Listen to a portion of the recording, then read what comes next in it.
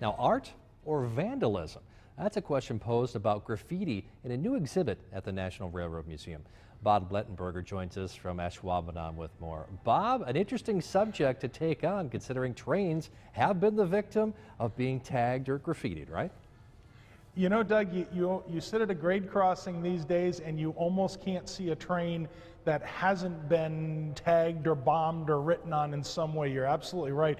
Graffiti is literally rampant on the railroads today. But, you know, at the same time, you look at some of that graffiti and you sit back and you got to wonder, how did they do that?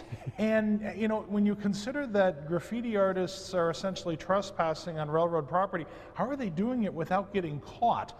And in our new exhibit here at the National Railroad Museum, Boxcars to Big Boy, the good and bad of railroad graffiti, we kind of look at the artistic style, but we're also looking at the other side of the subject as well. What we have is two artists, Andrea Furman, who's a nationally known photographer. She has done some very interesting close-up studies of graffiti, and you're looking at one of her works here that she has titled Glacier, and she gets in very tight and close on the artwork, the spray painting on the cars, and you can see a lot of texture and some pretty vivid colors and some interesting designs. And then we have a local artist, local photographer, Tim Knoll, who kind of takes the approach of the big picture. And he likes to look at the color and the line form and the contrast and all the interesting textures. And, you know, like the work you're looking at here, you again back to that idea of how did they do this? I mean, when you think about it, that design on a rail car is about 8-9 feet tall and measures about 20-30 feet long. To have somebody stand and do that with spray cans, I mean, I don't have that kind of talent. I get runs and drips and airs everywhere.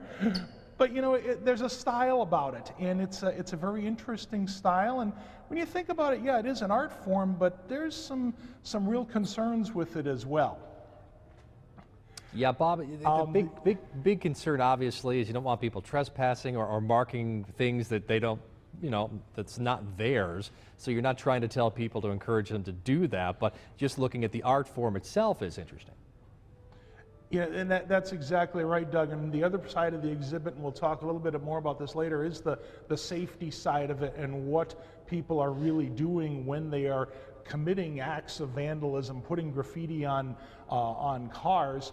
You know, and the other part of it too, Beck, you know, when you look at the artistic part of it again, you think about lettering and typography, and you think about some of the people that are doing this, and there's some real talent out there, and if it could be redirected in some way, some beautiful artists that are using boxcars instead of, say, watercolor medium or a canvas or something like that.